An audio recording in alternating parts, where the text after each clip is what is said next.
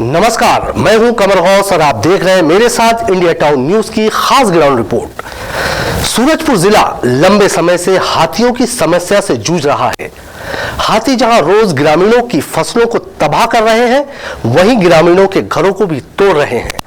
लगातार वन विभाग मौके पर पहुंचकर नुकसान के लिए मुआवजा और हाथियों से बचाव के लिए तमाम दावे करता है, लेकिन इन दावों की क्या है हकीकत, ये जानने के लिए इंडिया टाउन न्यूज की टीम ग्राउंड जीरो में पहुंची और वन विभाग किस प्रकार जमीनी स्तर पर कार्य करता है उसकी तहकीकात भी की।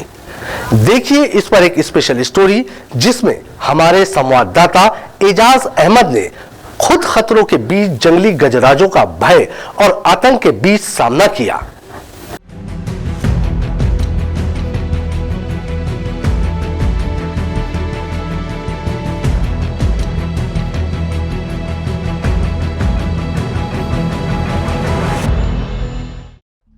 वन विभाग के ऊपर हमेशा ये आरोप लगते हैं कि वन विभाग के कर्मचारी हाथियों की सूचना देने के बाद भी मौके पर नहीं पहुंचते हैं, जिससे ग्रामीणों को जान माल की हानि होती है। वन विभाग के दावों के बीच ग्रामीणों के ये आरोप संगीन थे, जिसे जानने के लिए हमारी टीम जंगल की ओर निकली। कड़ाके की ठंड के बीच हम अचानक देर रात पहले रेंज ऑफिस सोनगरा पहुंचे, जिसके बाद हमारे पास के ही एक गांव में 37 हाथियों की मौजूदगी का पता चला। ये सूचना हमारे लिए किसी गोल्ड चांस से कम नहीं थी, क्योंकि हमें सच्चाई का पता लगाना था। इसलिए हम भी वन अमले के साथ हकीकत जानने के लिए शामिल हो लिए।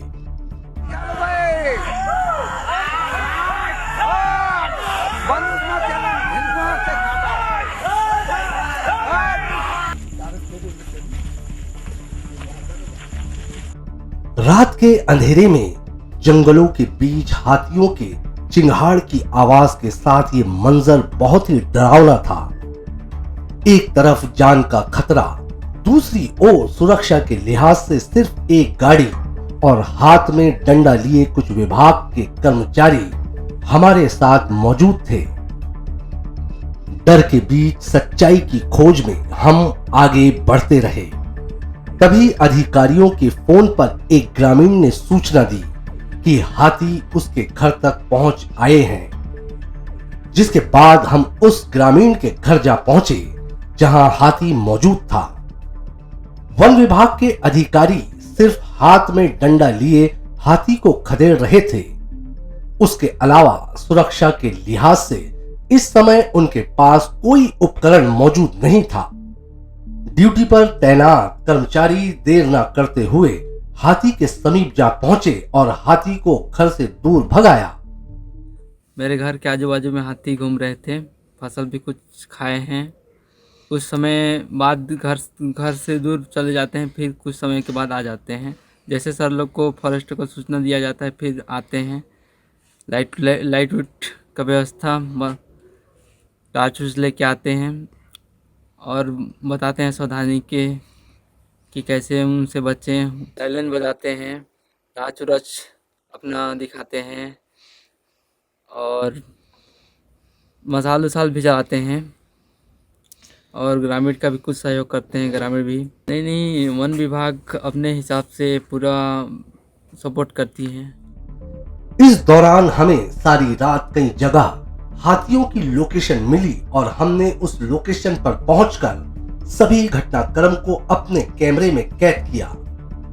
वन विभाग के साथ पूरी रात रहने के बाद हम सुरक्षित जंगल से बाहर निकले और वन परीक्षण कार्यालय सोनागीर पहुंचे।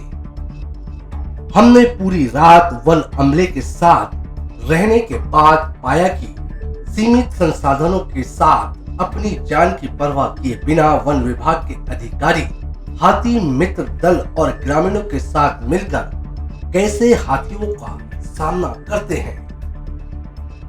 कई आरोप लगाने के बाद भी ये कर्मचारी अपनी जान को जोखिम में डालकर हाथी के सामने डटे रहते हैं। संगीन आरोप से मनोबल कम होता है, लेकिन सभी बातों को दरकिनार कर यह ग्रामीणों की हिफाजत कड़ाके की ठंड में कर रहे हैं। निश्चित तौर पर अगर ये अधिकारी फील्ड पर मौजूद ना हो तो हाथियों का दल कई गुना तबाही जरूर मचाता।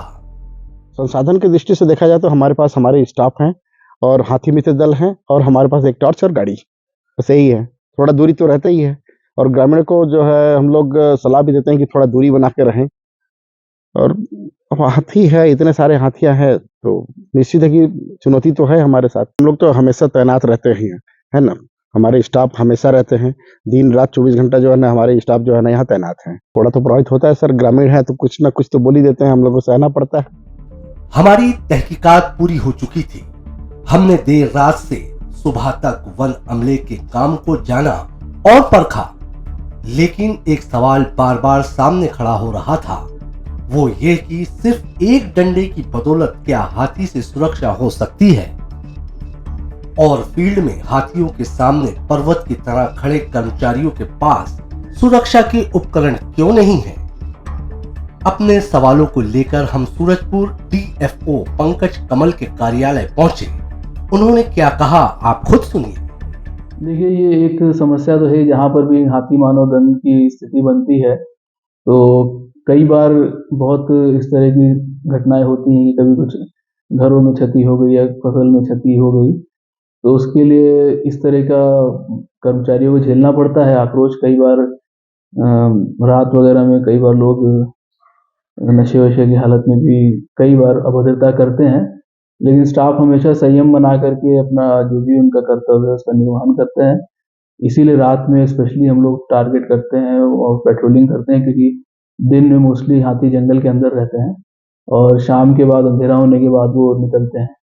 तो जितना भी क्रॉप रेडिंग हो या घर तोड़ने की घटना ज़्यादातर रात के समय ही होती हैं, तो इसलिए कंटिन्यूस हमारा जो भी स्टाफ है क्षेत्रीय अमला वो पूरा मॉनिटरिंग करता है। हाथियों के आतंक से जहां ग्रामीण दहशत में हैं, वहीं दूसरी ओर ग्रामीणों के आक्रोश को झेलने के बाद भी वन विभाग के कर्मचारी जंगलों के अंदर तक जाकर अपनी जान को जोखिम में डालकर हाथी का सीधा सामना कर रहे हैं। आज जहां एक और जरूरत है शासन प्रशासन स्तर पर हाथियों की इस विकराल समस्या का हल खोजने की, वहीं दूसरी ओर ऐसे अधिकारी जो फील्ड पर सीधा हाथियों का सामना करते हैं, उनके लिए भी शासन को आगे जाकर सुरक्षा के पुख्त इंतजाम करने की आवश्यकता है, ताकि ये कर्मचारी ग्रामीणों के साथ हाथी के हमले से अपना बचाव कर सके।